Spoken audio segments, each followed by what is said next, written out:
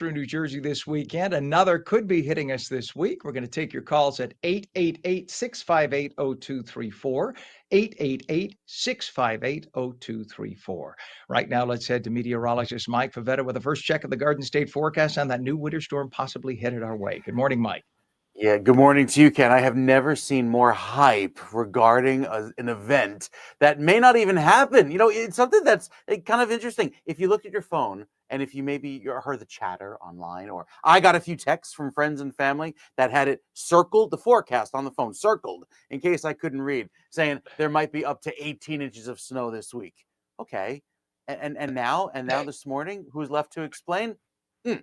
Because It's you. there may be a big miss this week, especially Wednesday night into Thursday. There was a lot of hype surrounding that. We will talk about it in just a bit. We want to start you off with a very cold, blustery, and extremely windy morning. Gusts nearing hurricane force yesterday. 71 miles per hour gusts reported over in Atlantic City yesterday afternoon. That's just 3 miles an hour away from a hurricane force wind. So the wind advisory remains throughout the afternoon today, top to bottom across the state. That cold air, winter is making itself known with a 23-degree air temperature up in Sussex. The wind right now gusting to 45 miles per hour in Newark, right from the west there, 42 miles per hour in Flemington, and 35 mile per hour gusts in Toms River. That leads to a wind chill that makes it feel like the teens and 20s statewide. So it is cold this morning. That's also leading to some power outages. These numbers keep going higher, anywhere from 5 to 10,000 customers without power in Monmouth County, 1 to 5,000 customers in Ocean County, and even across the state, just about every county in New Jersey, save for the northeastern counties and up in Sussex County, dealing with sporadic power outages due to those heavy gusty winds overnight. Now, throughout this afternoon, there's not going to be a whole lot of relief for the temperature nor the winds. The winds stay gusty, not only throughout today, but even tomorrow. And as temperatures keep dropping, we will be in the teens tonight. We'll be down in the single digits by tomorrow morning. These are actual air temperatures, not wind chill. So that means the wind chill is going to be a whole lot colder by the time we start our day tomorrow. So the cold air is in place. And then you see by Wednesday, late morning, early afternoon, the blue appears on the map, meaning the snow could begin. But the problem is it's all related to where the storm sets up. And right now, at least as of this morning, the newest weather information has the storm so far out to sea that it doesn't give us as much of an impact. So yes, there could be the potential for some plowable snow with the heavier impacts south and western corner of New Jersey here in pink. The problem is it's way too soon to tell even how much snow will fall, and yet we're just a little over 48 hours away from the first flakes getting going later Wednesday afternoon. We'll need a little more information to be sure, but very low confidence as to how much snow falls on Thursday. Granted, there will be some snow, at least in some parts of the state, going Wednesday night into Thursday morning as the cold air lingers into next week. But I think it's our last winter weather event, at least for the foreseeable future, as Ken, we've been stuck in this pattern of every 2 to 3 days, something comes down, whether it be rain, whether it be sleet, whether it be snow. I think we break that cycle come Thursday. So that'll be a nice break You're from just so winter's wrath. anticlimactic and no fun. We like getting all excited. Of course, what we like more is then blaming the meteorologist the day after if it doesn't come. So you've Love just that. removed that fun. You realize that? You're just a killjoy. That's all you are, Mike, Take it a away. killjoy. Thank you very much, meteorologist Mike Pavetta. Thank you for telling it as it is. I appreciate that always from you. 7:04 is our time, and checking the traffic in the area right now, we do have some issues again, of course, with the cold weather. It's 27 degrees. You can expect that. We have tandem and empty tractor trailer ban on the Betsy Ross Bridge in both directions from the New Jersey side toll plaza in Pennsauken Township to Pennsylvania side in Philadelphia. All lanes are open till further notice, but again, if you know somebody who's driving a truck, a tractor trailer that is empty or tandem, meaning two back to back, because of the high winds that Mike was talking about, you're banned from taking the Betsy Ross Bridge. Same thing for the Commodore Barry Bridge, and same thing for the Walt Whitman Bridge, same thing for the Ben Franklin Bridge. So it's all that part of New Jersey by Philadelphia. Because of the high winds, the authorities are saying do not take your empty tractor trailer or a tandem tractor trailer across those bridges. 7:05 is our time right now, and NorthJersey.com is reporting that Major League Baseball is moving the massive content production operations for its MLB network further into northern New Jersey from Secaucus to the former site of the Markel factory just off of I-80. You pass it all the time on the highway in Elmwood Park. There it is. Those are the renderings for the new place, the new location, expected to be open in 2028. MLB Network has had its operations in Secaucus, or Secaucus as the locals pronounce it, since 2009. 7:06, Assemblywoman Carol Murphy has introduced legislation to prevent municipalities from approving warehouse construction within 1,000 feet of historic sites. The proposal basically denies or defines historic districts, I should say, as anything listed on the National Registry of Historic Places or the New Jersey Register of Historic Places. The 7th District Burlington County Democrat says this would protect such sites from too much development nearby. New Jersey is home to at least 200 recognized historic sites. And while this sounds good at first, a blanket statewide policy like this could potentially crush any future expansion and stop communities from growing by removing the authority to grant zoning approval from local governments and putting it all in the state's basket. 7:06, birthright citizenship refers to the 14th Amendment of the Constitution. That amendment says, quote, all persons born or naturalized in the United States and subject to the jurisdiction thereof are citizens of the United States and of the state wherein they reside. Well, for years, liberals have interpreted that to mean if you give birth to a baby on U.S. soil, that baby automatically, de facto, is a U.S. citizen, even if the parents are not. President Trump said, not so fast. The Constitution was not always interpreted that way. And so the president has signed an executive order, you may note, that mandates that only infants born on U.S. soil to U.S. citizens or legal residents are automatically citizens. Well, this had liberals in a tizzy, screaming it was a violation of the 14th Amendment of the Constitution. Well, now the president has some major legal backing to support his executive order, and it's coming from two liberals. In yesterday's New York Times opinion, law professors Randy Barnett of Georgetown University and Ilan Werman of University of Minnesota say Trump's assertion that the second half of the amendment that states and subject to the jurisdiction thereof is essential to the interpretation of the law. It doesn't say or subject to the jurisdiction, it says and. So what that means is if you come from Lithuania, all right, you are subject to the jurisdiction of Lithuania because you're a Lithuanian citizen. So if you give birth in the United States, you are not subject to the laws of the United States. You are subject to the laws of Lithuania because that is where you're a citizen. Ergo, based on that part of the amendment, your child born here to you, if you came on vacation, still is a Lithuanian citizen, not an American citizen. So if it were to go to the Supreme Court based on what these two very astute legal professors are saying, Trump could actually be victorious without ever having to modify the Constitution, as many have been saying. 7:08 is our time. At least one person is dead as a powerful storm battered the eastern half of the U.S. All the winds we're getting now, that storm came right through from the middle of the country. Dangerous flooding. There was evacuations all over the place, road closures in several states. In fact, a 73-year-old Kentucky man died Saturday night when he was swept away in floodwaters. Flash flood emergencies and warnings were in effect for hundreds of thousands in West Virginia, Kentucky, Arkansas, and Tennessee. 7:09, entrepreneur and former presidential candidate Vivek Ramaswamy has filed paperwork signaling that he wants to run for governor of Ohio. The 39-year-old has hinted at running for the position since parting ways with the Trump administration's Department of Government Efficiency, or DOGE, on the day the president was inaugurated.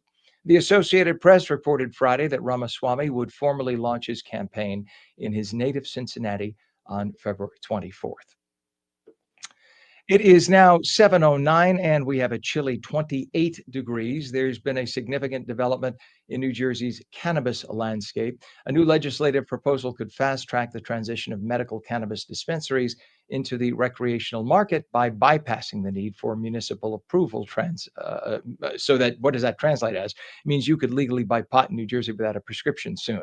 The move, championed by Senate President Nicholas Kateri, aims at fighting local resistance to cannabis sales. Coming up a little bit later this morning, we will talk to a man who chairs the cannabis, hemp, and psychedelics practice at Mandelbaum Barrett PC in Roseland, New Jersey, and he will tell us all about it.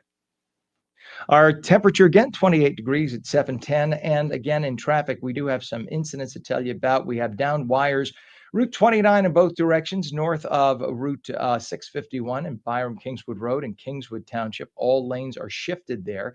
Also, downed wires on Route 9 in both directions, north of 622 and Toms River. All lanes are closed, so you should use caution. This is all because of these high winds that Mike has been telling us about. Downed wires on Route 38 westbound, Route 615 Martyr Road in Mount Laurel Township. The right lane is closed. We also have a traffic signal down Route 130 northbound, north of New Jersey Route 38 in Pennsauken Township. All lanes are closed. Please use caution. And there's still that emergency construction that is on I-80. That's been going on since last week. That sinkhole is 40 by 40 feet and it goes deep. So that's going to continue for just a little bit, probably much of this week. So don't anticipate taking I-80. We also have a down tree on I-78 eastbound west of exit 33, which is Liberty Corner Road in Martinsville, Bernards Township, one left lane closed. We're coming up on 712 right now, and we'll have lots more on the potential for a winter storm that Mike's been telling us about. If you head out the door, though, make sure you bundle up because we have extremely high winds today, winds gusting 30, 40 miles an hour, more even in some cases. So make sure you bundle up. And if you have your garbage cans out there, well, they're probably knocked over. So pick them up for the folks picking up your garbage, the sanitation workers. Make sure that you don't have a mess so that your neighbors don't complain. Again, 712 is our time, and we are coming right back with more on New Jersey Mornings. Stay tuned.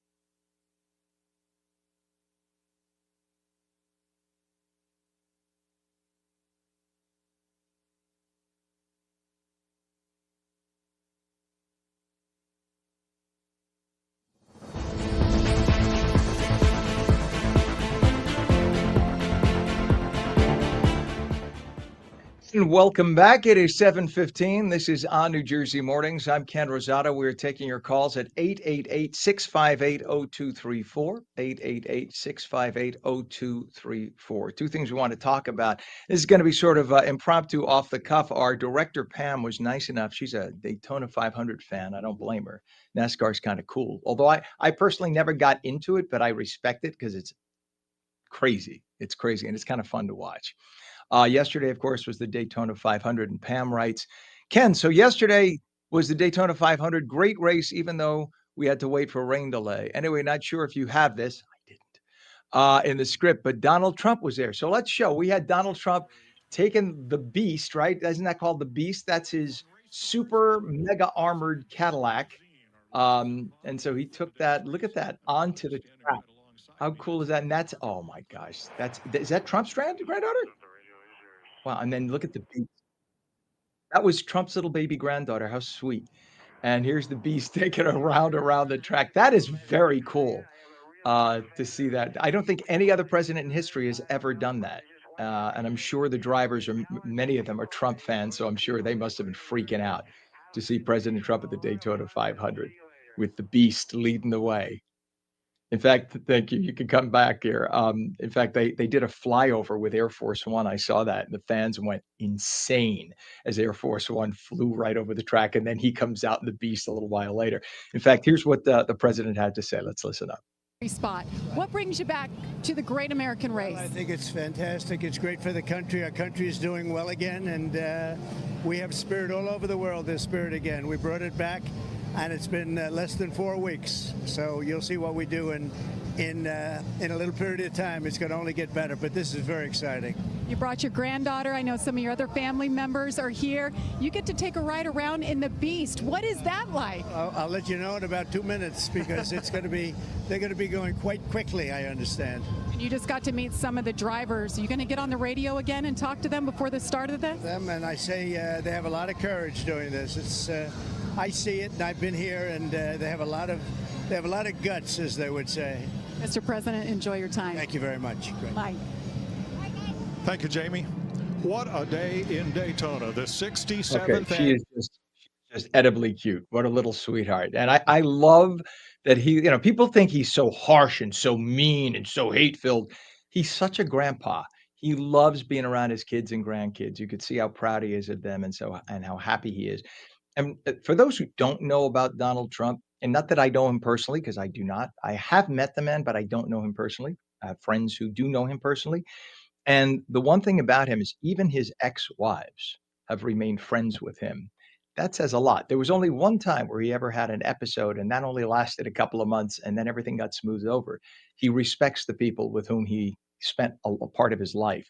So if you're going to be divorced, that's a heck of a way to be divorced, where you get along with the people you just can't live with anymore, if it has to happen. So that's Donald Trump in a nutshell. He comes across harsh because he's a businessman, but deep down he's a big mush, and he loves being around his grandkids and his kids and his nieces and nephews. That's something that makes him very happy. Time is 7:18 right now, and one more quickie story before we go over to meteorologist Mike Favetta. Mike, I could see Mike in the monitor saying, "Come on, Ken, move it. I got stuff."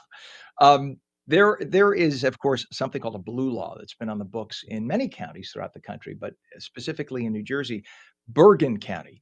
And what the blue law is, it dates back to when Protestants predominantly were settlers in this area, and they followed a very biblical rule where you had to be off on Sundays. So as a result, all businesses for centuries have been closed, specifically in Bergen County, since the inception of the blue laws. As many counties came into the 20th and 21st centuries, they changed their blue laws, got rid of them. Bergen County kept them, though.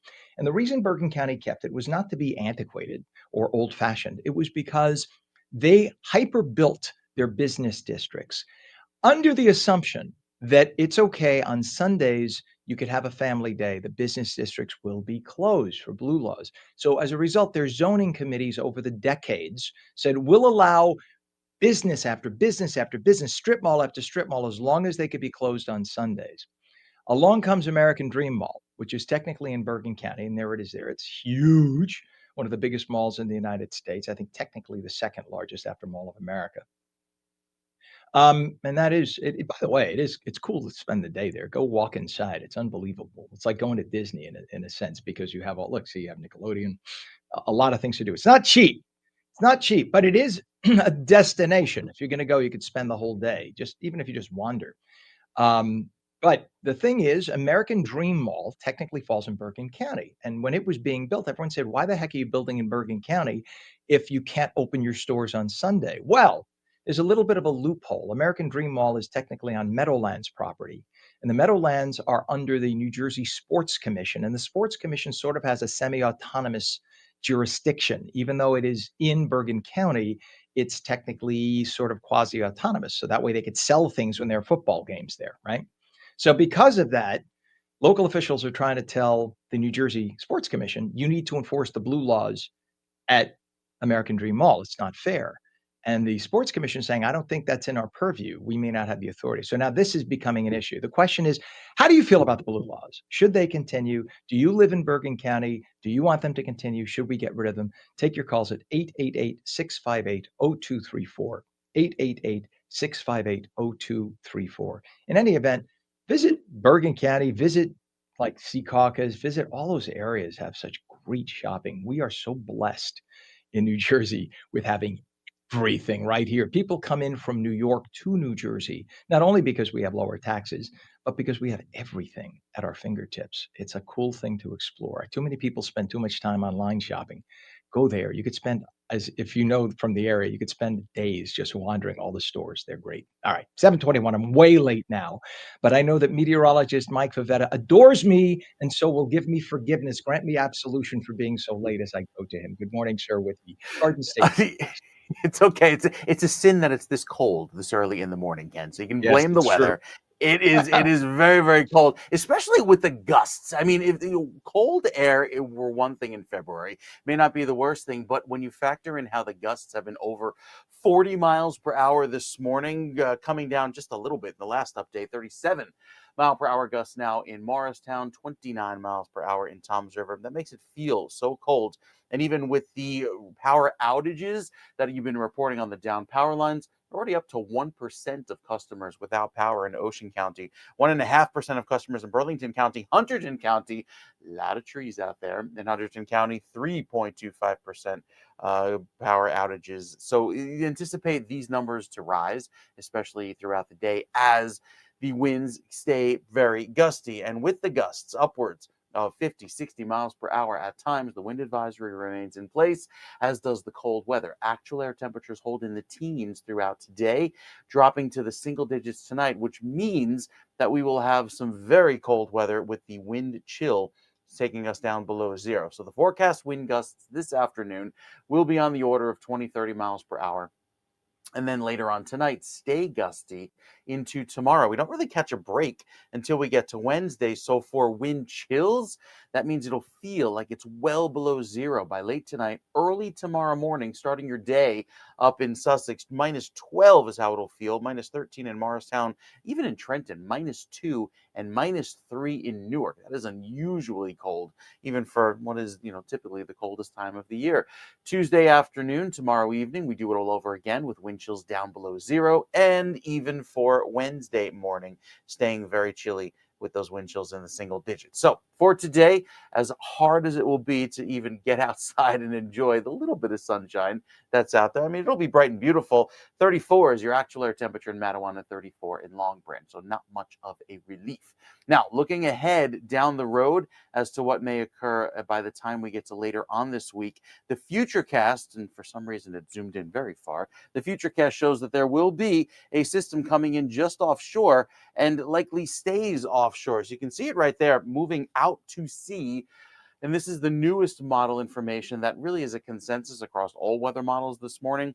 There's not going to be much of any snow that falls for northern New Jersey on Wednesday night into Thursday morning. Maybe there's a chance for southern New Jersey still, but overall, I think it's just some snow, if not flurries, for the northern section of the state, maybe some heavier snow down in southern New Jersey. But again, when we say heavy, we only mean a few inches at best, because that system is really zipping out to sea quickly in the latest forecast information. So for this weekend, we're back to the sunshine, back to the cold, and with lighter winds, there'll be a February chill lingering going into next week. We'll talk more about next week with the 7-day forecast and give you more details on what may transpire hour by hour with the forecast snow for Wednesday night into Thursday, Ken. That's coming up in a few minutes.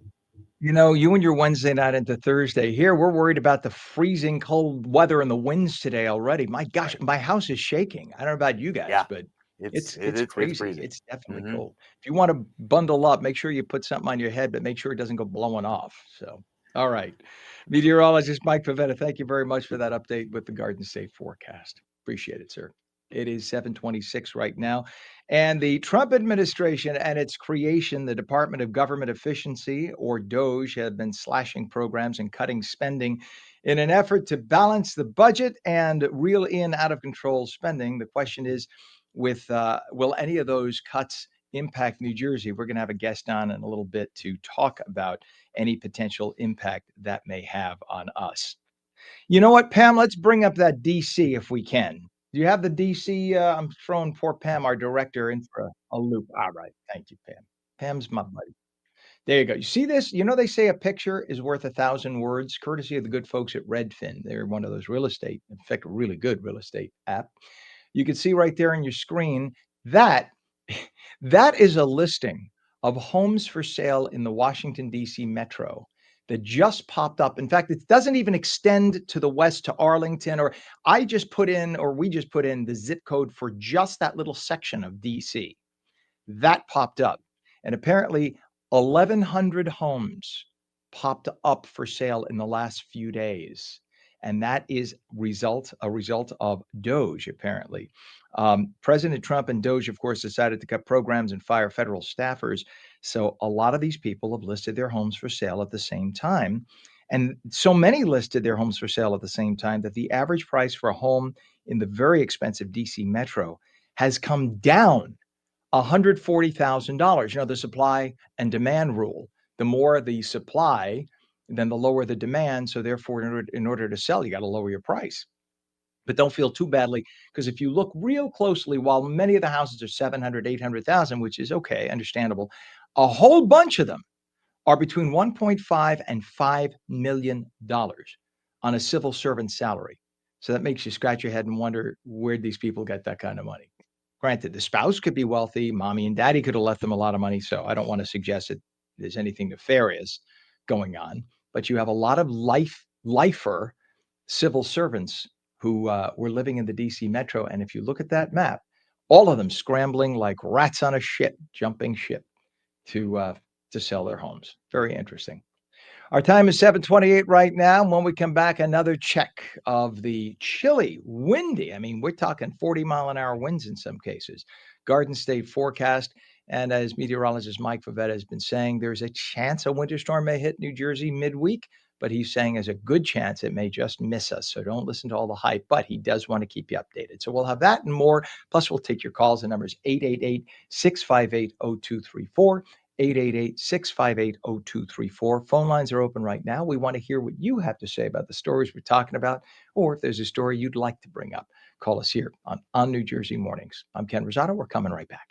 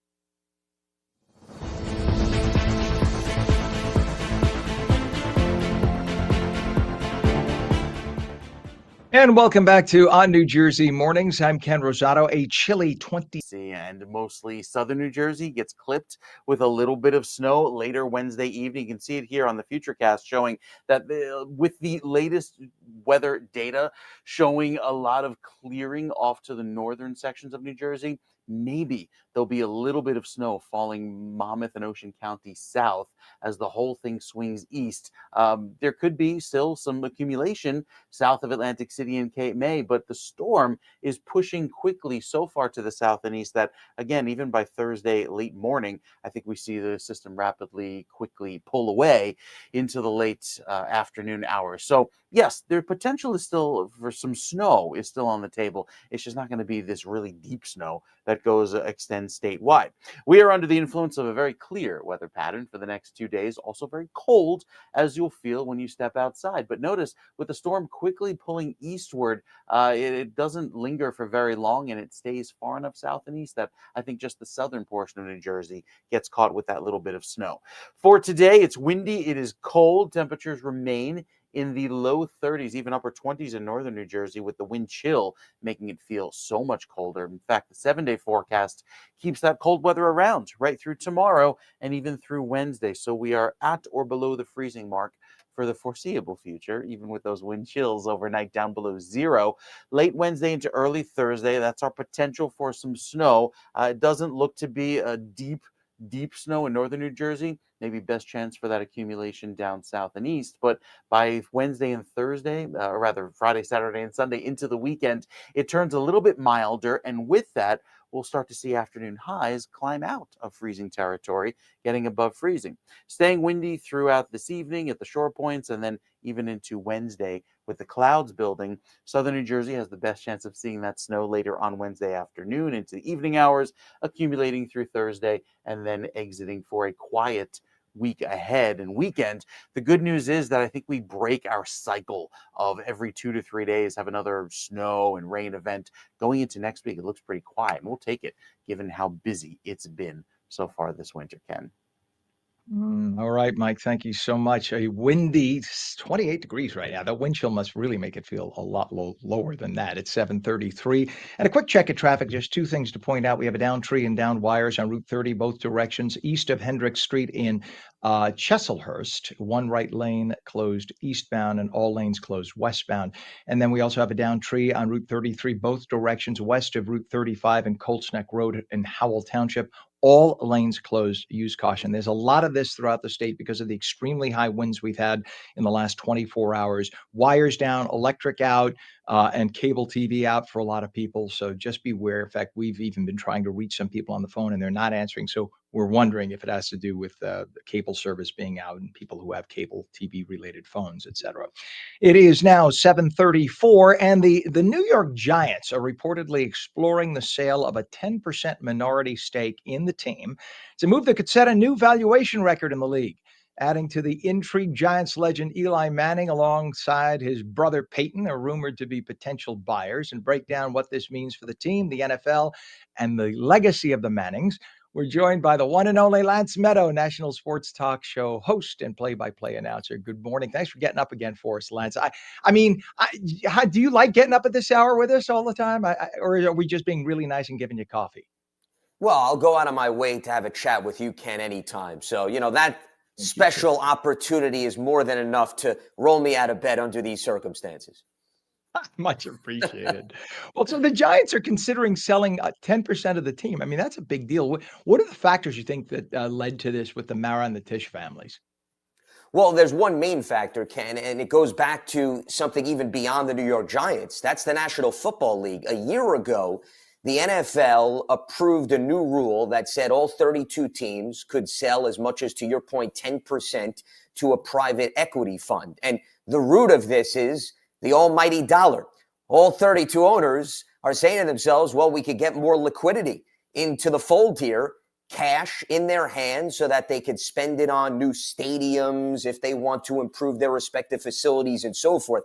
That's really what the motivation is, more so than anything to read into and say, well, wait a minute, why do the Giants need money per se compared to the 31 other teams? No, there have been other teams that have already made this move and the groundwork was laid out by the National Football League in 2024. So this is not anything to take a step back and say something is precarious in Giants land compared to other teams. This is just a means of the National Football League saying, well, wait a minute. The three other professional sports leagues have already opened the door for private equity funds to come in. So why can't we now all of a sudden jump in the pool and make some extra moolah? So that really is the centerpiece of why we're seeing now the Giants have this opportunity. And if you think about it, Lance, I mean, it's only 10%. So clearly the Mara and the Tisch families are going to, they have total control over the team.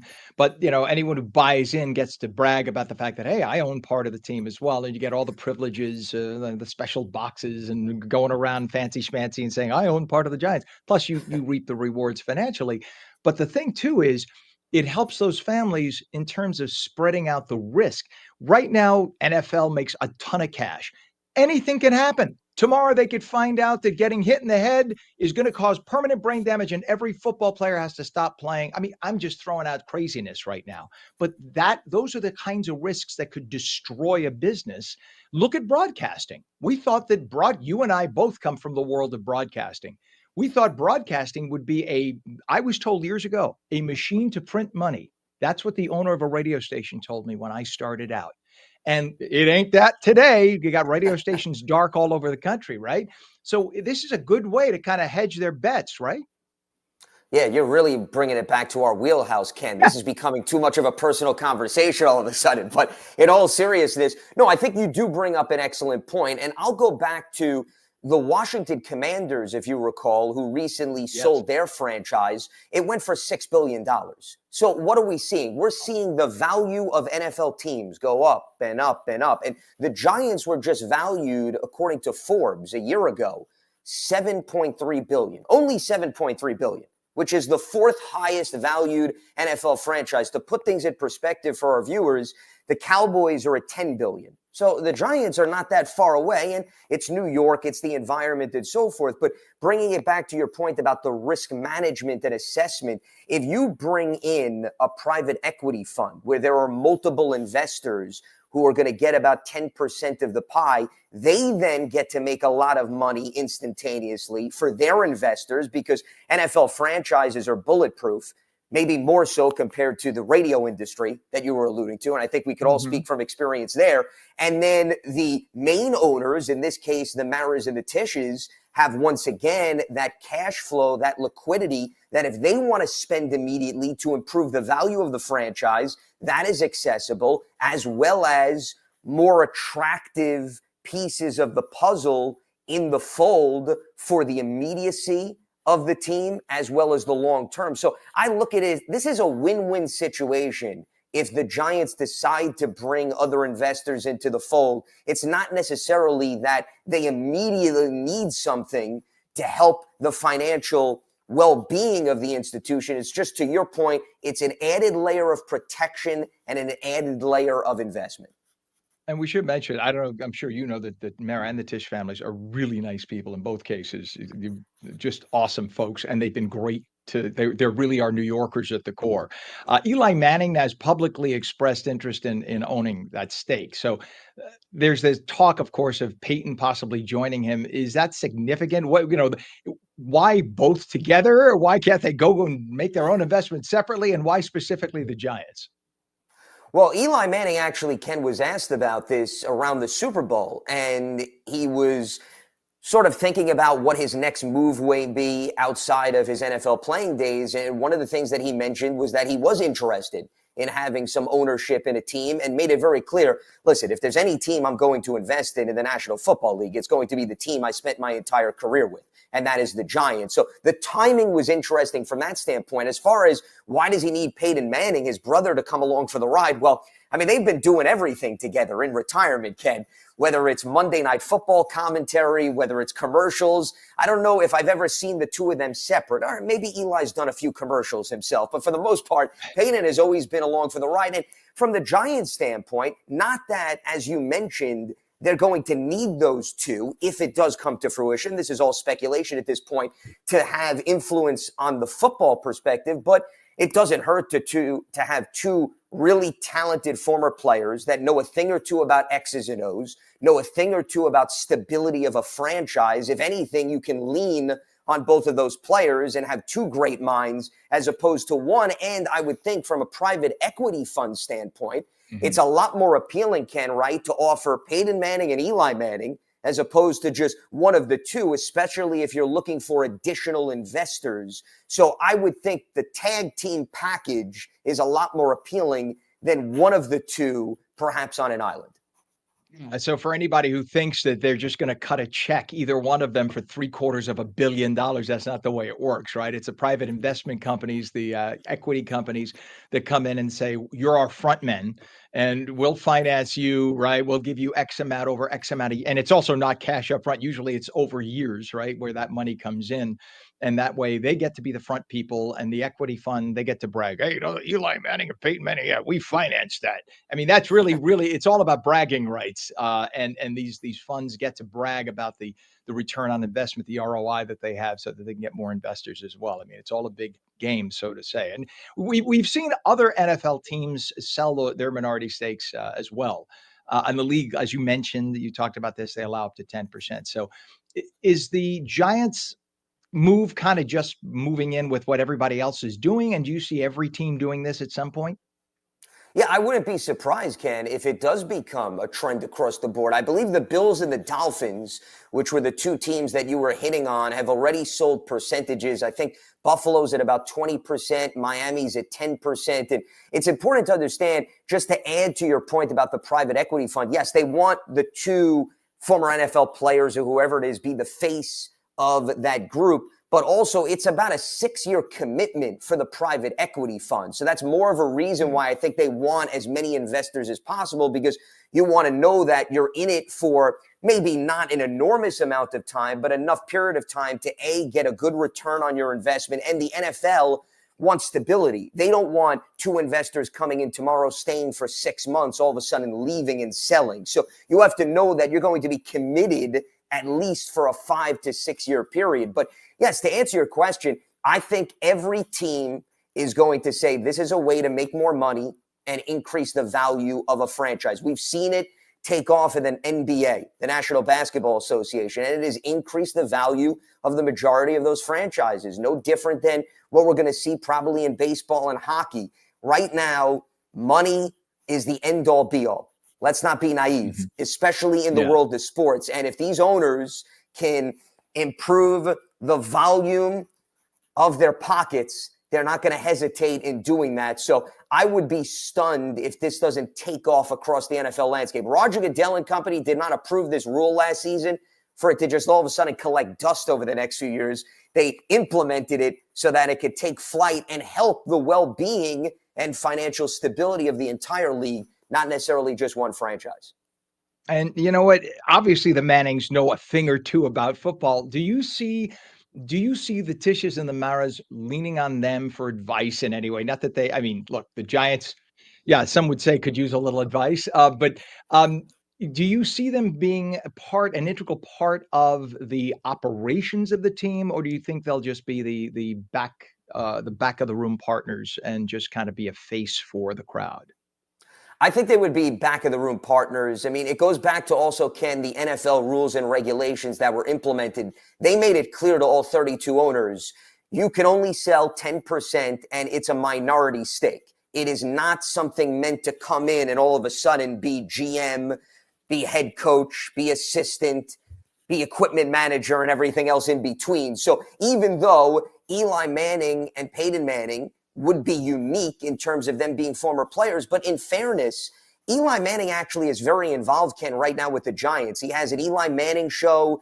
If Brian Dable, the head coach, and Joe Shane, the general manager, if they were that interested in getting Eli Manning's input, all they have to do is bring him into their office or pick up the phone. They can easily access his opinion. So it wouldn't, from that standpoint alone, especially with the Giants, change things dramatically. But if we go outside of the world of the Mannings, anyone coming in on this 10% setup is going to get, to your point, a parking ticket, which is going to give them an opportunity to walk 3 steps as opposed to 10 steps, and a box and extra hot dogs and French fries, as opposed to a seat at the table to determine, yeah, we're going to trade for this quarterback. We're going to give away 3 draft picks, and I'm all of a sudden going to come in and walk around as if I own the place. Those are dreams I of got you. grandeur. I can assure you that's Yeah. not happening. I love it. I love it. In other words, know your lane.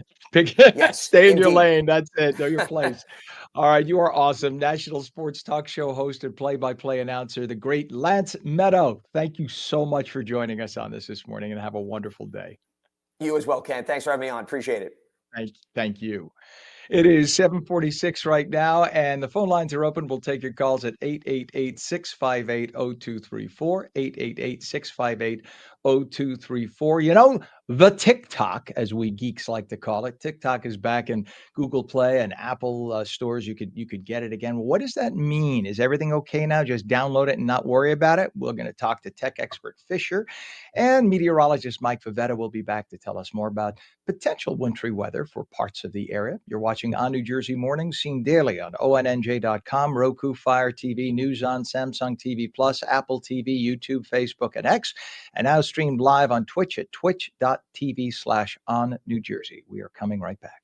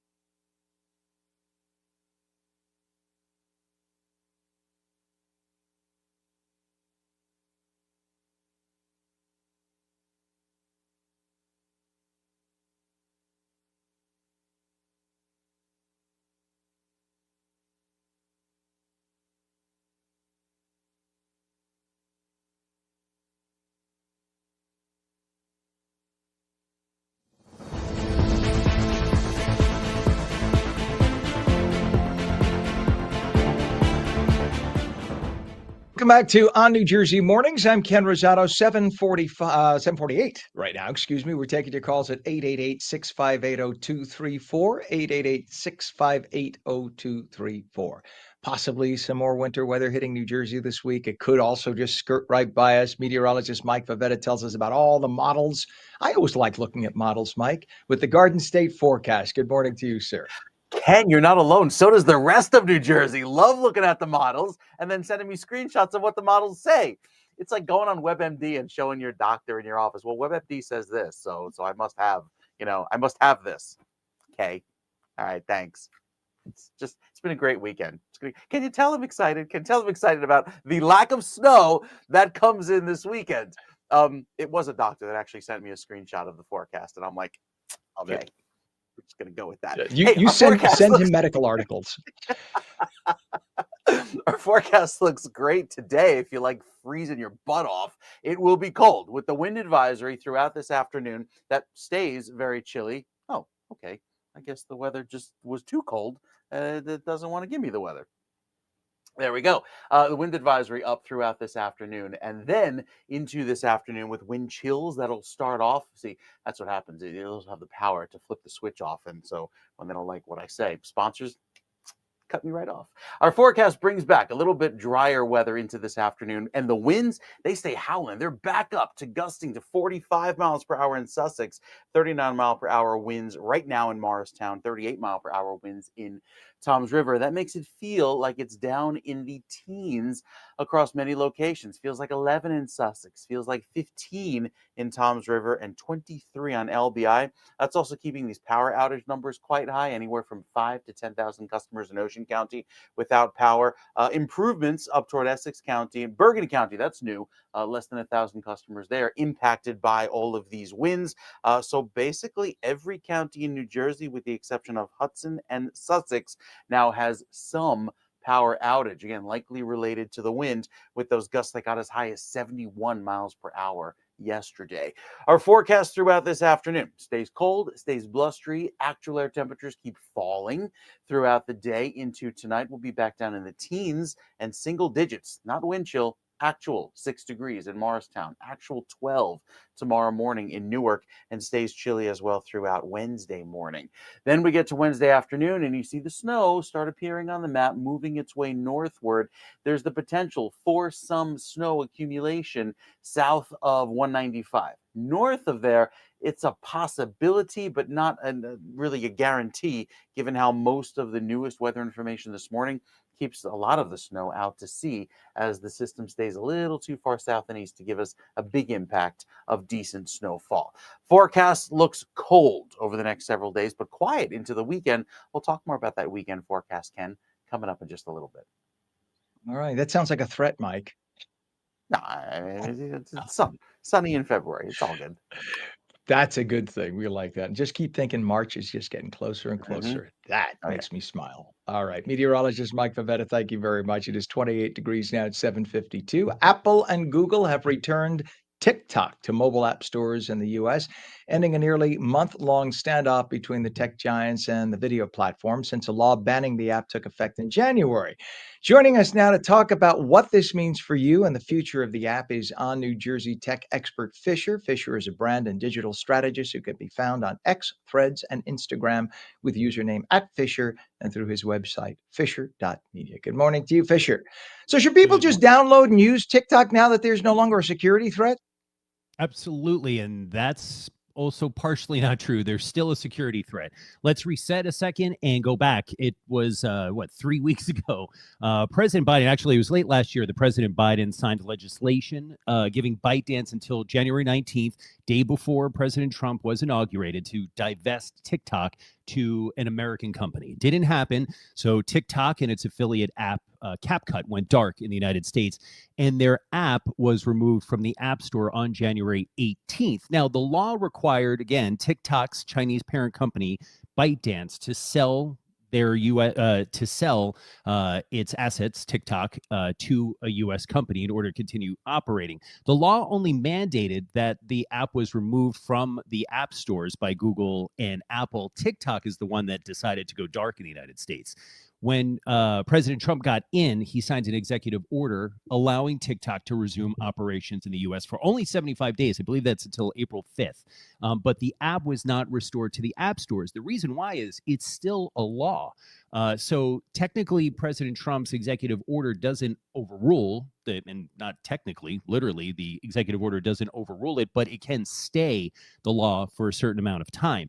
Apple and Google wanted to make sure that they weren't going to be fined for either immediately or at a later time for restoring the app to the app stores. So they needed to get permission from U.S. Attorney General Pam Bondi and the Department of Justice, so they can just make sure and cover their bases that they wouldn't get fined. So it is back on right now, but I mean, tomorrow President Trump could change his mind again, or the courts could intervene again, and it could disappear, right? So if you want to download it, do it. But I know a lot of companies and a lot of local governments ban it, right? They don't allow Yeah. you to have it on your devices. So you should check with your company or your whoever your employer is if you're using a Yeah, company phone. and again, it's still the law, right? So you can download the app. And when President Trump signed that executive order on January 20th, the app came back to those of you who didn't delete the app. So it was still active. So yes, if you have not downloaded the app yet, probably do it if you're a TikTok user, just in case something happens. But again, the law is still in effect. TikTok and ByteDance still have till April 5th, 75 days from the executive order signing to get this deal done. President Trump is talking about a wide range or wide variety of options of getting getting TikTok into U.S. hands, including the government itself becoming part owner through various ways. So it's not done yet, but again, the law is still there. TikTok is still a security threat. So we don't know what what can happen before April 5th. Yeah, for those who don't realize what you're talking about, the government being a part owner, the president was actually literally suggesting that everybody, every taxpayer be a co-owner of a chunk of TikTok. And so whatever the profits are at the end of the year would literally be distributed to the American populace. And Right. that's the amount that will be deducted from your taxes. It's a cool idea. And I mean, it's been done before. If you live in Alaska, there are certain places that produce a lot of oil and natural fossil fuels from the ground.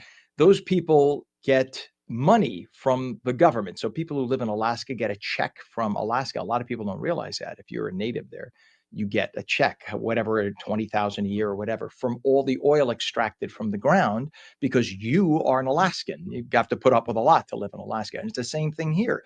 President Trump thought, why not? Let's if Americans love TikTok that much, let's let America own TikTok. We'll keep running it. But it sounds a little easier said than done, right? Because if we were to take over TikTok, what makes TikTok TikTok is the algorithm, right? And the algorithm is what determines what you want to see in your feed, how long the thing should be. And they have this magical ability to just know exactly what it is you need.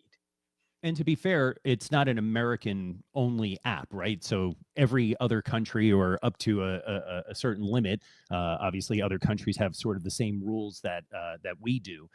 So this isn't American only. So yes, so separating the American only users and algorithm, definitely easier said than done. And again, it is owned by a Chinese. It's owned by China. It's owned by a Chinese-owned company, and so China has the ability to get into the back door of the app and see data, and they may not want to give up that ability. So there's a lot of negotiation, obviously, going on, and how this winds up. It may be the app that we're used to, or it may be TikTok Lite. Who knows? TikTok-esque. Yes. Fisher, one thing that I just found out recently I was not aware of is that in China, I mean, this is a communist government, let's just face facts, Mhm. that you are mandated as a business owner or a government representative to lie if you are confronted and questioned, if there's anything that questions, like for instance, whether data will go to the government, you are mandated by the Chinese Communist government who lie. They actually say who lie to say, nope, no information goes to the Chinese government because they feel the greater good is at stake. And as long as the greater good, the greater moral in their view is communism and the Chinese Communist government, that it is okay and moral to lie, and they mandate that you do so. So when you see the American chairman of TikTok who works directly for the communist Chinese government saying, no, the information, the data doesn't go back to them. He could even testify that before Congress, that in reality, he's being mandated by his government who pays his check to To lie. that point, So a lot of yeah, people don't and realize that. right. And to that point, I know firsthand a friend of mine, really close friend, interviewed with TikTok to be a solutions architect. It's a technical position. And as much as TikTok is owned, or has U.S. offices, he had to do his interview at 10 p.m. Eastern Standard Time with folks who did not speak clear English. So he was doing it with people in China. That's where he was doing his interview. So if they were so American offices, you should be able to, as I've done before and interviewed with Meta and Google and other companies, I do it on Pacific time, but in the United States with Americans. And so TikTok interviews for their technical positions are done out of China. I think that says it all. I will give them this. It's an amazing app, and whoever developed the algorithm, brilliant. But nonetheless, you are risking all of your data. It's a security issue, so I deleted mine and Right. canceled my account, Ken. There you go. Well, that's that, and you're the tech expert. That's It, the reason we call you that. So, all right. Thank you so much. So you're saying I should get rid of the TikTok, is what you're saying. well, just call me when your data gets exposed to the Chinese, and I'll do what I can. I call you constantly. Why is this thing missing? Why that I don't see the darn I can't see this Maybe I mousy can break thing. All right. all on this, but yes, you do. Oh, thank God we kept that a secret. All right. Thank you very much. On New Jersey tech expert Fisher, brand and digital strategist, found on X Threads and Instagram with the username that you saw under his face there. It is username at Fisher, and through his website, fisher.media. As always, thank you for joining us this morning. All right. We'll see you around. It is 8:01. When we come back, meteorologist Mike Favetta says potential for more winter weather headed. Parts of New Jersey could get hit midweek. We'll tell you all about it. And we're taking your calls at 888-658-0234, 888-658-0234. You are watching On New Jersey Mornings, streamed on ONNJ.com, Roku, Fire TV, News On, Samsung TV Plus, Apple TV, YouTube, Facebook, and X. Now live on Twitch. Just go to twitch.tv/On New Jersey, all spelled out. We're coming right back.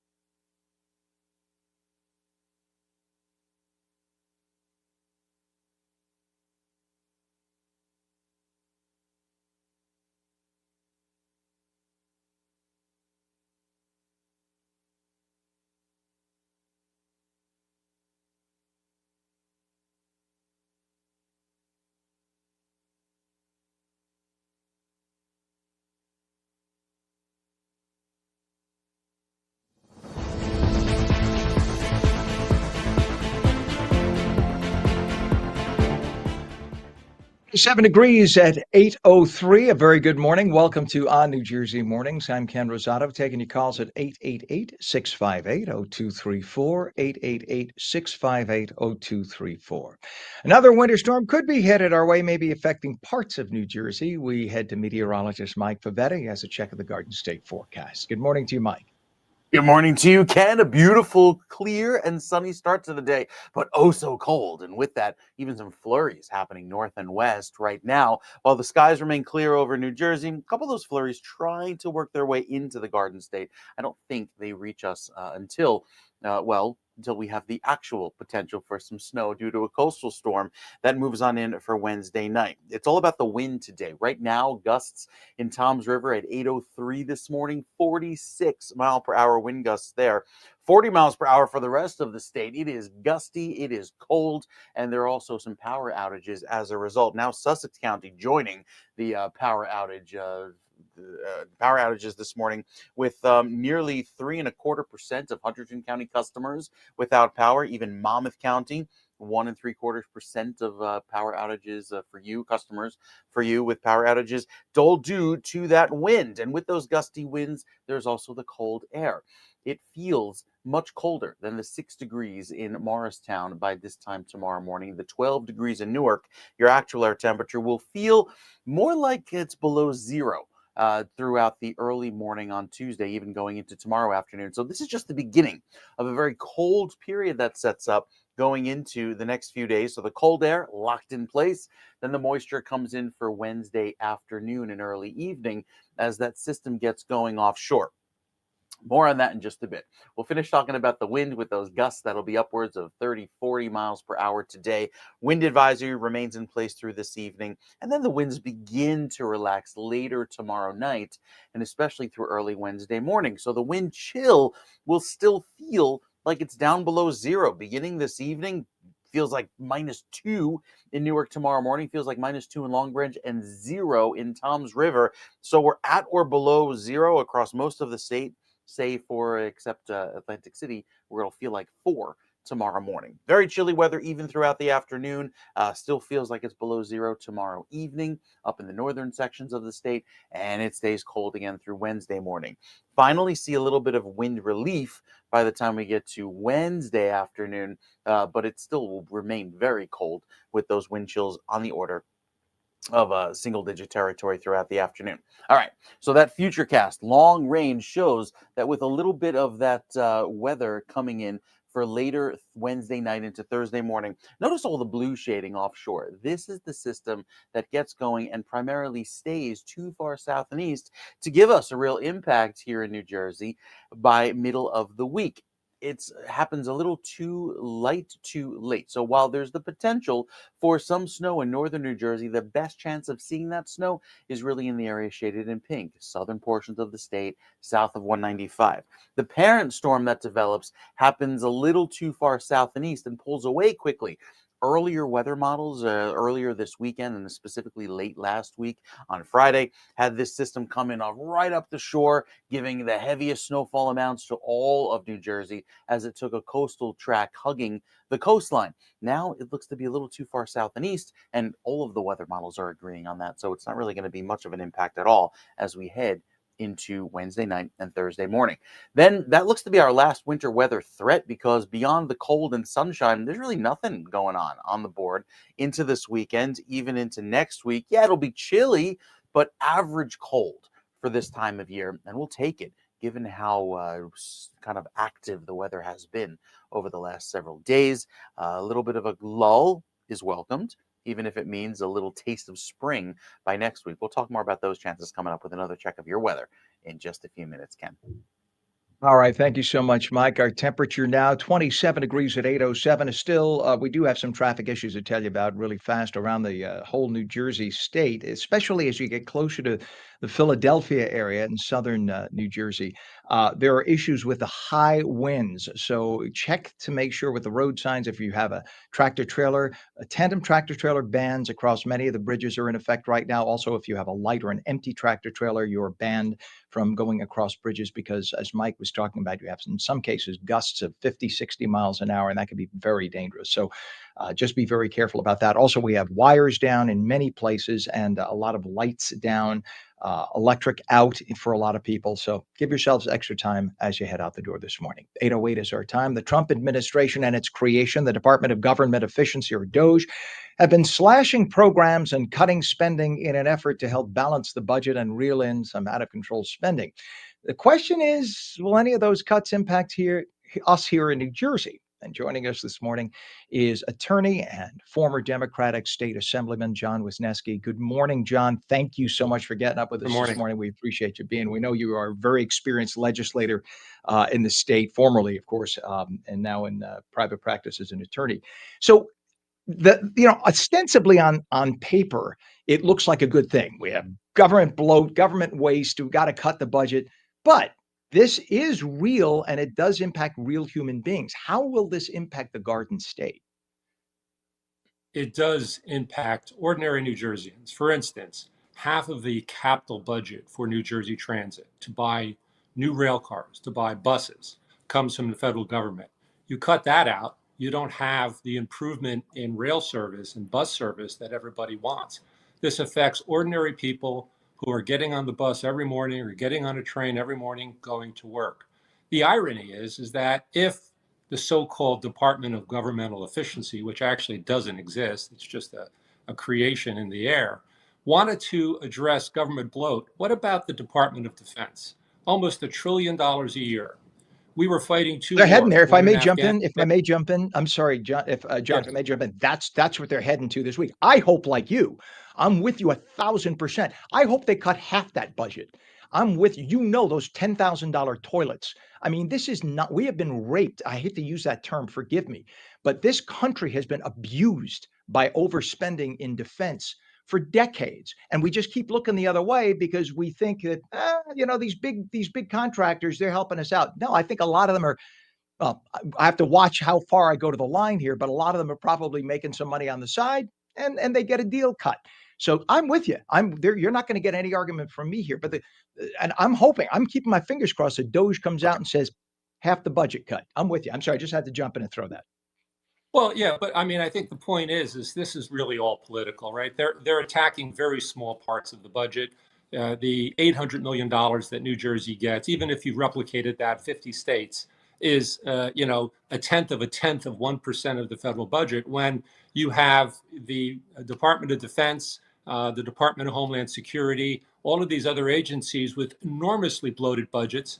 We fought 2 wars. We needed it. Those wars ended, never went down, and that's not the place they're starting. And believe me, you believe they're going to go there. I don't believe they're going to go there. This is really about political payback by the Trump administration, who wants to prove a point to the people that opposed him. I'm going to come after you. Okay, and that may very well be the case. And I want you back. Please promise me you'll come back if they do start to go after it, because they may go after it surface where they really don't do any deep cuts. And we'd love your expertise as having been in state government as long as you have been. You know what the budgets are, and you know what can be cut and what can't. Or if they actually do start cutting some meat, and I'm keeping my fingers crossed, as I'm sure you are, that that's the case. I mean, do you acknowledge that there is tons of bloat? I mean, not just in the Department of Defense, but even in other areas. And I think that's part of what they at least know how to press the button and touch the nerve when you expose with USAID, which has done billions of dollars in great things over the years. And that's the sad thing. Yeah. USAID has helped a lot of countries that have had disasters, et cetera. Good people, and they help. But what have they people. exposed? What have they Well, exposed? when you see, listen, none of okay, it's is it no? But John, you asked me a question. I'll only answer up. your question, John, if you allow me to. In USAID, do we have a place to give $12 million of your taxpayer money and mine to help transgender shows in another country? Is that an emergency? That's a waste of your money. Now, And you that's could say made up. over 30 billion. And that's made up. Is it? How do you That's say made up. they put it on their It's website, totally John? phony. How is it made up? It's on the website. USAID spends money. It's the largest donor of food in the world. Take every country combined.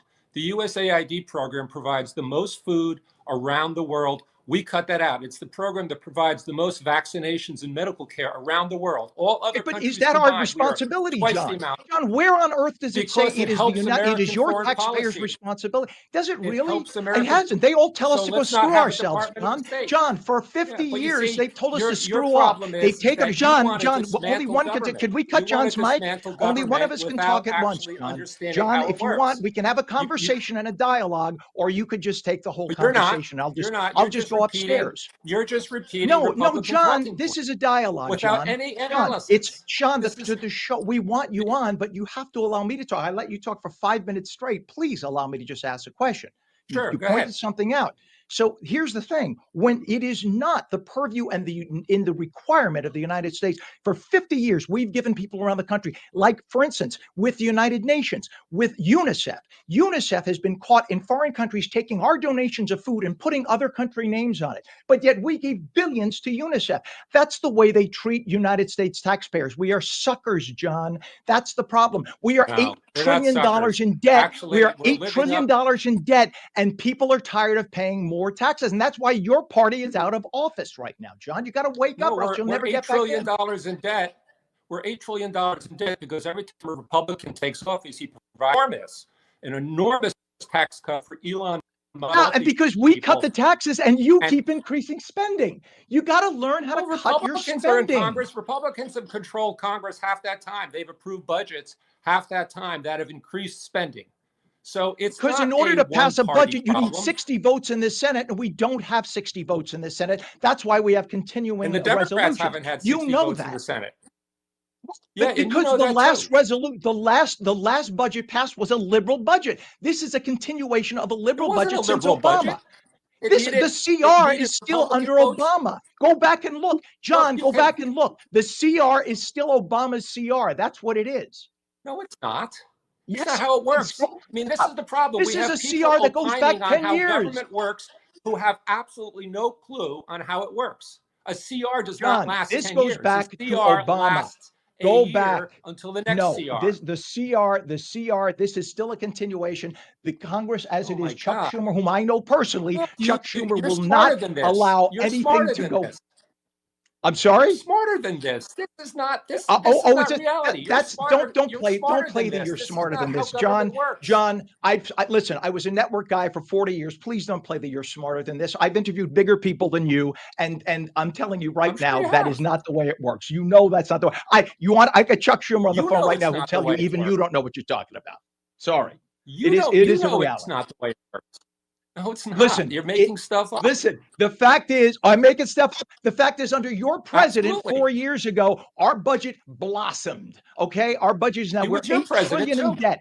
America is tired of He was your wasting president money. too. And this has been a slush fund for your party. And that's why USAID is shut down. And you notice since USAID is shut down, there have been no protests around the country, maybe because your Soros pals have been funding all of the Oh, protests all come over the place. on. And now the money Come is on. gone, pal. The money is No. gone. And you don't like You it. watch. It's like ripping This is an the opportunity. Band-Aid off your China scab. and the Soviet Ripping Union the will Band-Aid fill in off the your gap. scab, John. That's the problem. You Russia, Democrats are you're squealing like stuck pigs because you don't like when the gravy train is cut. Well, guess what? You're going to have to endure Russia 4 and years of it, China will John. fill in the gap and will hurt our foreign Mhm. policy. All right, well, let's see. I'll put money on it, John. I mean, You if come you back want to and be, you're always look, welcome back. if you want to be a Russian apologist, if you want to be a Oh, yeah, Chinese that's what I apologist, am. you're absolutely right. Putin and because I are that's- buddies. Listen, all I know is Russia Well, did not engage you're playing Ukraine his under songbook. Trump. But when your sucker of a You're president playing came in his as a wuss, songbook. the nice man to the whole world, Russia invaded Ukraine. It didn't happen under Trump. You think about that. Israel was at relative peace under Trump. Then in comes Biden. We have a Israel has powder not keg. been at peace Come for 50 on. years. Give me a break. The whole world was on fire under Biden. It is now coming back under You control under watch, it's Trump going to be because on they fire don't know again. what this guy's doing. Oh, yeah. I'll When bet you Putin every invades penny I have, Poland, when pal. Putin invades Every penny I Latvia, have. Lithuania. Yeah. Let's Yeah. see, John. You come back so I could laugh at you when it doesn't happen. Anytime Okay? you want me to come back, I'm always happy You to are welcome expose back the lies. every single day. I'm going to make the statement here. You are welcome back every day on this show. All right? And I mean it. Yeah. Anytime you want me All to right. come and expose the lies, I'm happy to do it. Listen, the only lies to be exposed were exposed on election day when your party's ass got kicked, John. So there you go. And it Yeah, still we lost. smarts. I know it does. But And you're going unlike to lose your the party, governor's I mean, races here, too. obviously, you're a Republican, obviously. No, but I'm the not. I'm a difference is our libertarian, party- buddy. I'm a libertarian. This The is what reason kills is that you our people. party I am a willfully- Latino, actually gay, conceded libertarian, power. and I'm not a Republican. Our So don't party say my conceded party. power. I Your am not a party wanted to Republican, hold on to John. power. I'm even not a when they Republican, lost. John. Your party is You the talk like Democrat one. Party. I am not a Republican. I have never been. I'm a libertarian. You're I have using all always their been. talking points. So No, it's I'm really using logic, great John. job. Listen, there's a reason why a tenth of your party is now coming to our party. It's because they've had it. They've had it. So will I support the Republicans over the Democrats right now? Absolutely. Have I bashed the Republicans over the years? Absolutely. There's tons that I The could party scream that about the lets Republicans children about. get killed by firearms because they refuse to embrace gun control. Mhm. The party that Yeah, likes to because see children go without firearms food. jump up and shoot by themselves. How come your party doesn't like to talk about all the How transgender come lunatics everywhere how else come in every the time there's a world, trans shooting, your everywhere party else in keeps the that world has quiet? gun Huh, control and John? has a Isn't far that lower amazing? level Isn't of it amazing children how being if it killed? doesn't fit the The number agenda, one your cause party of keeps it children quiet, dying in the John? United States Yeah, your is party keeps it firearms. quiet. You guys are guilty of blood and you don't like to talk about it. So why No, don't your we just come party's back? actually guilty of blood. Yeah, no, I don't think so, John. There's again, the American people in the era of social media aren't that stupid anymore. And that's what kills you. Mainstream media is dead as a result because they lied, telling us that Biden was sharp as a tack. Give me a break. All right, John Wisniewski, you are welcome back anytime in spite of the loudness. It is 8:19. We'll Look be forward back with to it. Mike Pavetta and the forecast.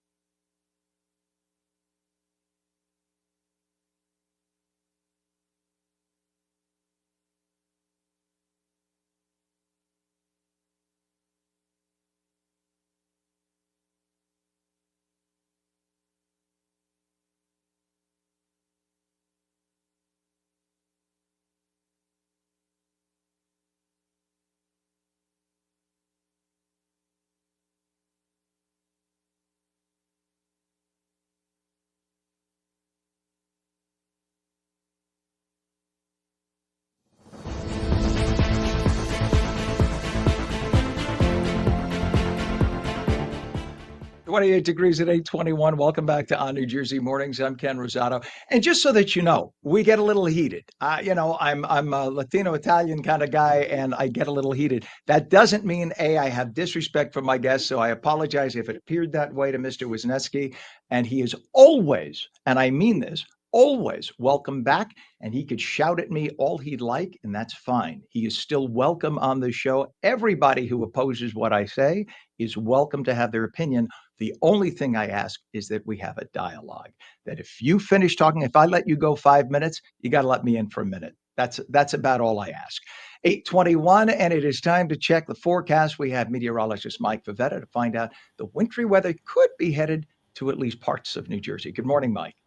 Little bit of wintry weather possible. Yeah, specifically southern New Jersey by Wednesday night into early Thursday morning. And that's kind of been the big weather headline over the last few days. Not even so much the wind this morning. I feel like today's forecast of wind kind of got overshadowed by the hype surrounding the potential for some snow on Wednesday night into Thursday. And yet this midweek system may not even turn out to be all that much. But there were 71-mile-per-hour gusts reported at Atlantic City last night. It remains frigid this week. The potential for some snow to come in Wednesday evening. And yes, that means some accumulations on Thursday, but not the big blockbuster accumulations that I think so many were looking at earlier in the week. Let's take a look at today's forecast for southern New Jersey. It is windy. It is breezy with air temperatures that will hold in the mid-30s. It'll technically be above freezing. It's not going to feel like that, especially with those gusts lasting all day long into tonight. So with the clear sky across New Jersey, it's a beautiful start to the day. Time now coming up at 8:24. And with all of the pretty weather, it just stays pretty darn cold going into the afternoon. Then we head into later Wednesday night, and this is where the snow starts to move up from the south, spread across northern New Jersey as the storm center offshore starts to get going. The problem is there might be a little too late as the storm system quickly moves eastward. There really may not be enough energy, or the position of the storm might not give us those big accumulations that I think so many were seeing earlier on the very first weather model outputs on Friday night, and especially for Saturday. So while Thursday afternoon sees the clearing occur, whatever falls, and again, it may not be much, really zips on out to sea, and then we're left with cold weather in its wake. The wider view here, the futurecast showing with the clear air overhead, thanks to the high pressure. We start off this week cold and clear. The winds diminish by Wednesday, and then look at most of the system moving quickly out to the south and east and then pulling away, not doing that prolonged kind of sitting and spinning offshore that so many of these weather models were considering earlier last week. That's why I think we'll keep it on the lower accumulations going into Thursday morning. As far as today, it'll feel chilly. Actual air temperature 29 in West Milford, windy in Wayne, 32 and 35 in Jersey City, but again, so much colder with that chilly weather and wind chill feeling so cold. There's very warm weather that's setting up for the western half of the U.S. that takes us into the end of February and early March. We have equal chances of wet weather, but a slightly drier period going forward, as here in New Jersey, I think we'll see below average chances of rainfall. And that kind of sets the stage for a pretty quiet 7-day forecast, even going into next week on the map. Once we get beyond Wednesday night into Thursday's winter weather, we're quiet. Friday, Saturday, and Sunday, beautiful sunshine, lots of clear weather, and we keep it nice and dry into the end of the weekend and early next week. Short points, again, a better chance of snow for you for Wednesday night into Thursday, and then by Thursday afternoon, I think we'll see a clearing take over. Friday, Saturday, and Sunday, we could be pushing 40 by the end of the weekend. So wrapping up February on a chilly but at least sunny note, finishing out the month nice and dry for next weekend. Ken? Wow, 40 degrees. That's like Florida. All right. In my dreams. All right. Thank you so much, Mike. I appreciate you. 8:25 right now. It is 28 degrees. It's creeping up little by little. And again, we have some issues with traffic. We have a down tree on Route 47. That's southbound south of Route 55 and Maurice River Township. All lanes are closed there. Also a down pole on Route 73 northbound north of 295 and Mount Laurel Township. One right lane closed. Please use caution there. And we have down wires on Route 38 westbound by Martyr Road in Mount Laurel Township. One right lane closed. Please use caution watching. Mike's been talking about it. High winds all over the state, and that's causing a lot of the wires to be down. A lot of your friends may not have electricity or phones today as a result. So give yourself some extra travel time. Also, if you are driving a tractor trailer, there is a ban on many of the highways and especially many of the overpasses and bridges. If you have a tandem tractor trailer or you have an empty load, you should not go over some of those bridges because of the winds that could cause some danger. 8:26 is our time. A pistol packing mama in Decatur, Illinois was the wrong person to mess with when home invaders broke into the woman's house while she was caring for her infant and toddler. After hearing the three intruders crash through her window, she grabbed her infant and her gun and warned the three that she was armed. Well, instead of leaving, they shot at her, striking her in the hip and arm. While she was still holding her baby, she shot back, striking one of the three. Police arrested the trio. Mom is expected to be okay. A war of words between former Transportation Secretary Pete Buttigieg and the current chairman of the FCC, Brendan Carr. After Buttigieg took to X to criticize the Trump administration, Elon Musk, and Doge, calling them incompetent, Chairman Carr responded, quote, "You worked for an administration that got $42 billion to connect millions of Americans to the internet. 1,163 days later, that administration exited without connecting one human and without turning even one shovel's worth of dirt. If we need expertise in incompetence, we will reach out." NorthJersey.com is reporting that Major League Baseball is moving the massive content production operations for its MLB network further into northern New Jersey from Secaucus to the former site of the Markel factory off of I-80 in Elmwood Park. You're looking at an image of what this will look like when it's built. The new location expected to be open in 2028. Gosh, that's pretty. MLB Network has had its operations in Secaucus since 2009. It's nice to see they're going to expand right here in New Jersey.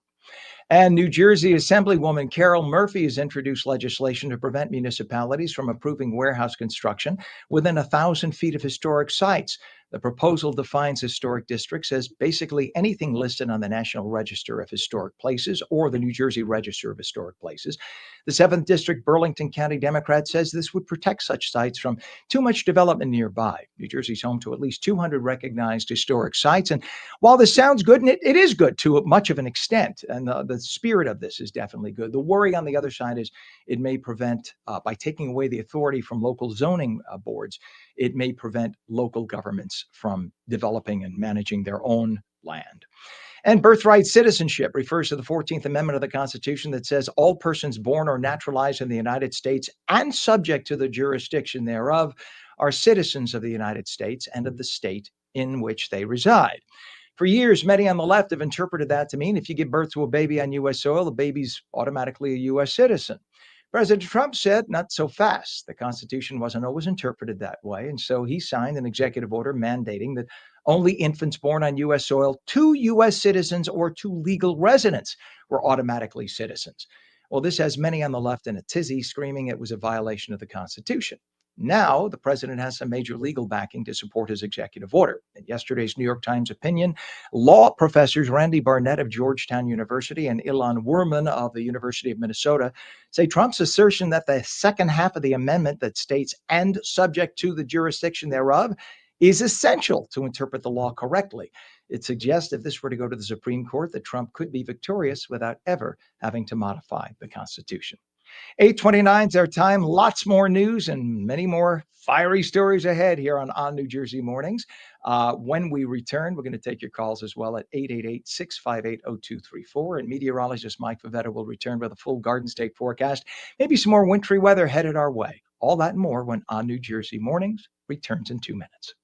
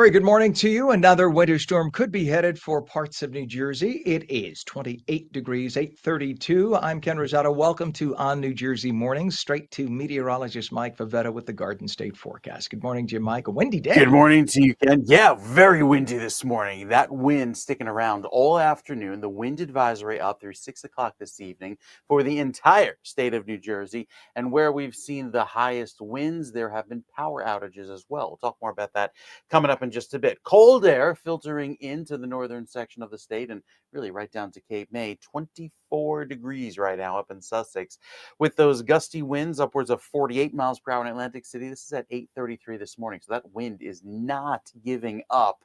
It is pretty relentless through this afternoon.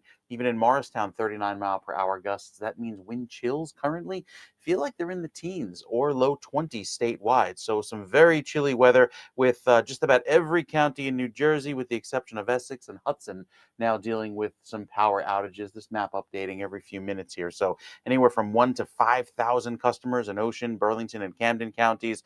Anywhere from 5 to 10,000 customers without power in Monmouth County this morning. So a rough go due to those gusty winds. Again, was up to 71 miles per hour last night. Atlantic City reported that's just 3 miles away, 3 miles per hour away from a hurricane force gusts. So very, very windy overnight.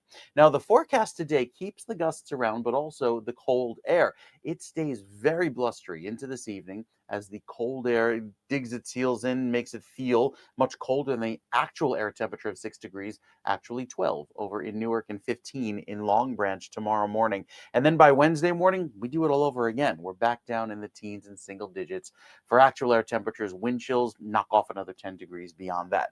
The latest futurecast showing with the snow starting to creep its way into northern New Jersey by later Wednesday evening. Most of southern New Jersey will see snow, but depending where the storm sets up, right now it's forecast to kind of zip out to sea, will depend how much snow northern New Jersey gets. There might be some snow for northern New Jersey falling later Wednesday night into Thursday morning, but it's still the heaviest batch of snow will likely be south of 195 and certainly south of the Atlantic City Expressway due to the nature of the system, how it stays so far to the south. So with our forecast staying cold and blustery today and tomorrow, at least we get sunshine. We're back to clouds on Wednesday in advance of the snow Wednesday night, and Thursday morning could be waking up with a light, fresh snowfall on the ground, but probably won't be a whole lot.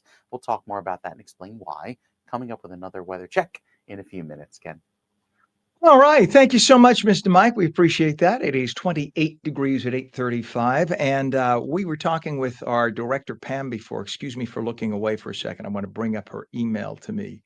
It said, well, I don't have it in front of me. I thought I had it in front of me. I don't. It basically said, hey, Ken, are you aware, Mr. I don't know anything about sports, that yesterday was the big NASCAR, it was a Daytona 500? And I said, well, yes, Pam. I know that it was Daytona 500. Isn't that like that car race thingy? She said, yes, it's the car race thingy. So she said, did you see what happened when the president was there? And actually, I went and looked at the video. It was pretty cool. The president came in, President Trump, on Air Force One flying over, and then he got in the Beast. That's the car that he's getting out of right now, right there. And the Beast, which is an armored vehicle, it's like a tank, that Cadillac modified there. He got out there and, as you could see, spoke with a lot of the Daytona drivers. And then he took the Beast for a ride around Daytona 500, really high speed, too, for what the Beast is, because the Beast weighs like 10,000 pounds. It's literally plated in steel so that it's protected. But he took that around, and the fans, of course, Daytona 500 NASCAR fans tend to be more Trumpy supporters. And as you can see, this was a heck of a way to start things out. The president later got out of the vehicle and was interviewed. Here's what he had to say. Spot. What brings you back to the Great American Race? I think it's fantastic. It's great for the country. Our country is doing well again, and we have spirit all over the world. There's spirit again. We brought it back, and it's been less than 4 weeks. So you'll see what we do in a little period of time. It's going to only get better, but this is very exciting. You brought your granddaughter. I know some of your other family members are here. You get to take a ride around in the Beast. What is that like? I'll let you know in about 2 minutes, because they're going to be going quite quickly, I understand. And you just got to meet some of the drivers. Are you going to get on the radio again and talk to them before the start of this? And I say they have a lot of courage doing this. It's I see it, and I've been here, and they have a lot of guts, as they would say. Mr. President, enjoy your time. Thank you very much. Great. Mike. Thank you, Jamie.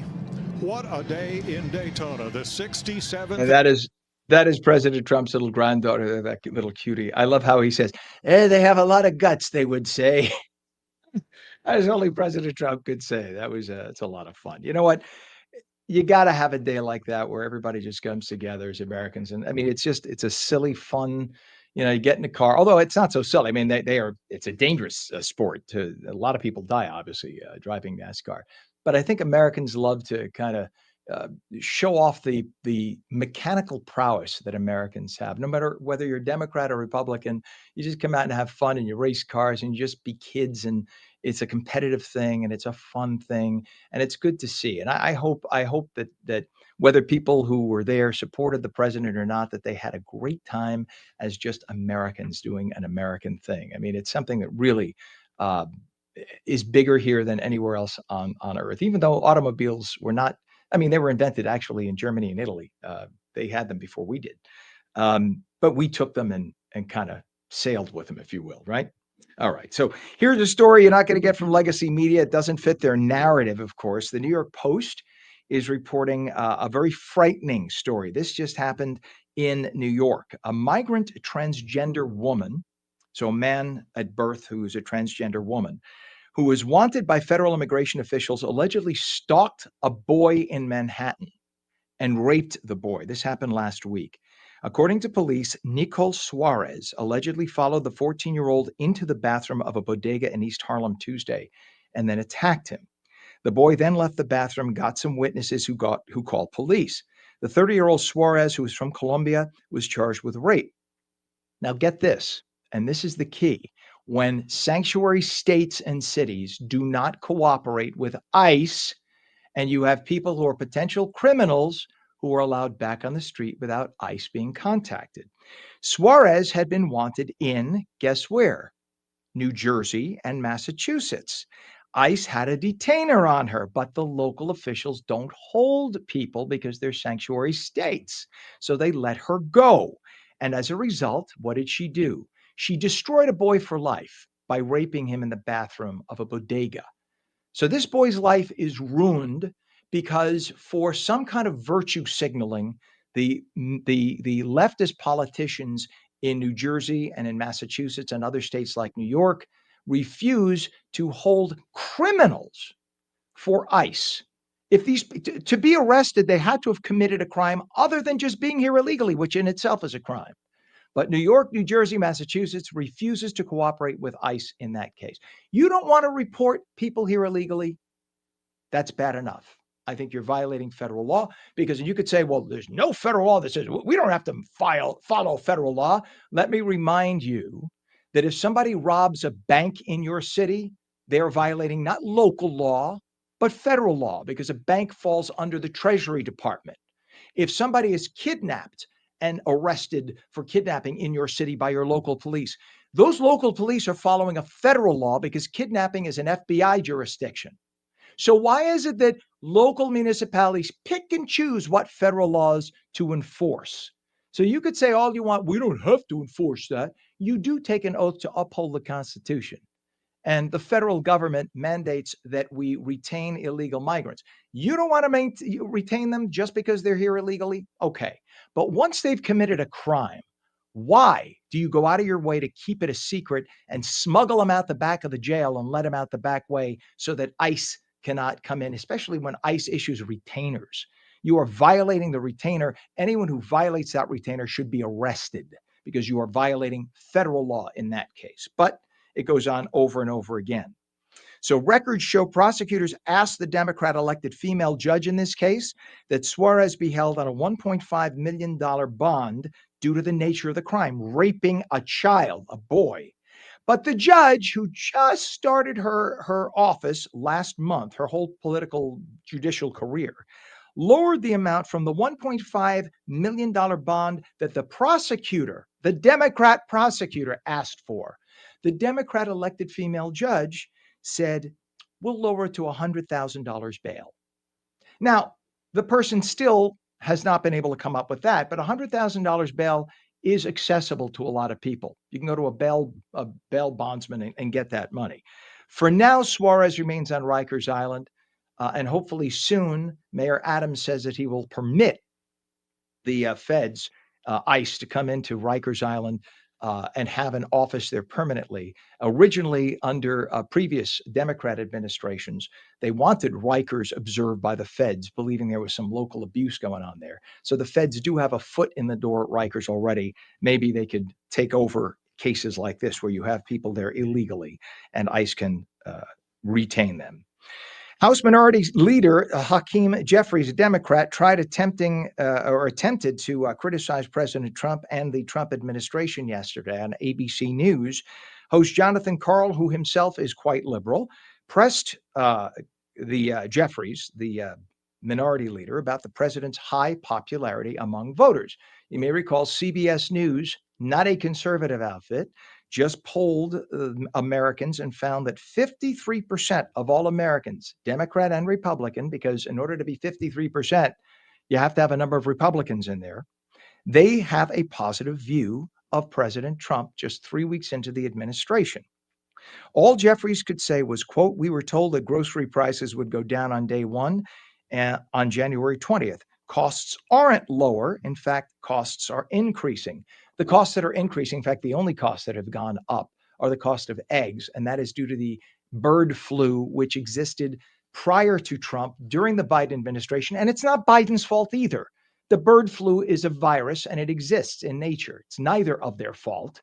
And the only reason why egg prices have skyrocketed is we've had to kill millions of chickens. And so there aren't any chickens in America laying eggs. Why? Because we haven't vaccinated them against the bird flu, because we're trying not to give vaccines to the animals. In Europe, they do vaccinate them against the bird flu. So for the foreseeable future, your egg prices are going to be going up unless we start vaccinating our birds here. Jeffries spoke out on the House floor to advocate for the Inflation Reduction Act, or IRA, claiming it would lower energy costs. However, after Biden signed that $750 billion legislation, all the economists agree that the Inflation Reduction Act likely did just the opposite, being a principal cause for a spike in inflation. Because you get inflation when you introduce fake money into the economy.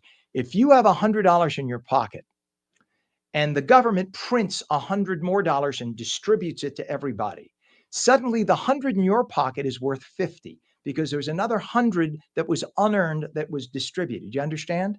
So if the government all of a sudden says, here's $750 billion, then all of a sudden it's less money in your pocket. 8:45 is our time, and let's get a quick check of politics from Trenton with David Wildstein, the editor of the New Jersey Globe, who has the inside edge. Hi, everybody. Good morning.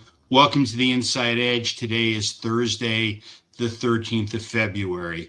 And one of the most enjoyable parts of participating in this month's Democratic and Republican gubernatorial debates was the opportunity to work with some truly remarkable students at Rider University. There were about 30 of Micah Rasmussen students who volunteered their time to help make these two debates work. And as someone who developed an interest in politics at a young age, it's rewarding to watch the next generation of leaders up close, especially those as talented as the people that I watched at Rider. Some of them will run New Jersey someday. And one of that large group of impressive students was a young man named Joe Seawald. He's a junior political science major, and his knowledge of New Jersey politics astounded me. He knew his districts, he knew his numbers, he knew the players. He talked about how he predicted to a high school government class that redistricting made New Jersey's 9th congressional district more competitive than people thought, and he was right. You might remember Joe from the Republican debate. He's the one who asked a question on New Jersey transit. He said Phil Murphy said he'd fix New Jersey transit if it killed him. He's not dead, and it's still not fixed. And And I think it's actually possible that he was wearing Allbirds when he asked that question. On the Saturday morning, the day before the Democratic debate, Micah Rasmussen, Zach Blackburn, and I were on the stage at the podiums, and we were sort of engaging in a mock debate to get some members of the crew ready for the explosions that we thought it might happen at the Democratic debate. It absolutely happened a couple of days later at the Republican debate. And Joe Seawald asked to play Steve Fulop, and there he was, age 20, not old enough to buy a bottle of John Bramnick's Funny Vodka, but he was holding his own, and he was sort of mastering Fulop. Now, I have to say that there was something Joe said that made me feel a little old. He told me he'd been reading the New Jersey Globe since he was in middle school. That's when he was following the Lance versus Malinowski congressional race in 2018. I guess I'll forgive him for that. And remember the name Joe Seawald, who reminded me so much of a young Steve Kornacki, especially the story of a young Kornacki, age 11, playing the Democratic candidate for governor of Massachusetts in a mock debate. I'll let him tell that story someday, but he got in a little trouble for the way he did it, but he did it accurately, of course. And if you're young and interested in politics, don't be afraid to get involved. Volunteer on a campaign, work for a cause you believe in, get an internship, start at the bottom and work your way up, and don't hesitate, don't hold back. Anyway, that's everything I have for today, and I will be back tomorrow. The Prince, the king of New Jersey politics. You saw him right there. Our good friend David Wildstein, editor of the New Jersey Globe and the Inside Edge. Love David. 8:49. It is a chilly 28 degrees. We are coming right back on New Jersey Mornings.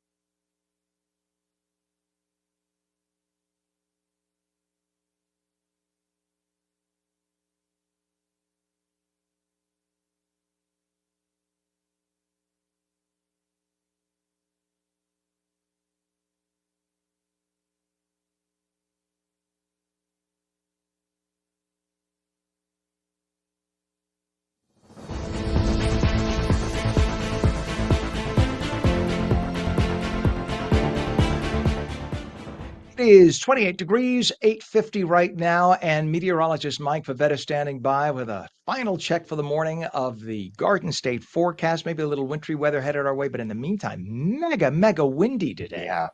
Really windy, really cold. You heard that wind howling all night last night, and even this morning, the wind's remaining on the gusty side. We've seen gusts as high as 71 miles per hour down in Atlantic City, but our forecast remains quite gusty even through this afternoon, with those winds and the wind advisory lasting through this evening. That sets the cold stage for the rest of the week, especially for tonight and tomorrow, and then the cold will lead to some snow by Wednesday as the moisture moves in from the south, and likely some accumulations on board by Thursday morning, but mostly for South Jersey, where those winds are howling today as well. Atlantic City, your 38 degrees is going to feel more like the teens and 20s thanks to the gusty winds. Winds continue as well back over towards Salem and Glassboro. Now, with the cold weather around today, it is sunny, beautifully clear sky across New Jersey. Any flurry activity should be well off to our north and west today, so not to worry. We'll likely just see those clear skies into this afternoon. Then as Wednesday afternoon rolls around, we see the moisture move in from the south, hitting plenty of cold air. So that means snow shown here in blue. But the trouble is there's so much dry air that's working in, especially to the north. It's hard to get it to snow at 14 degrees. And that's due to the moisture not essentially reaching all layers of the atmosphere, which is why our snow totals in northern New Jersey will pretty much be light going into Thursday morning. Southern New Jersey, where there's plenty of moisture and the air is not as cold, only climbing into the low 30s and upper 20s. Yeah, you could see more of an accumulation there.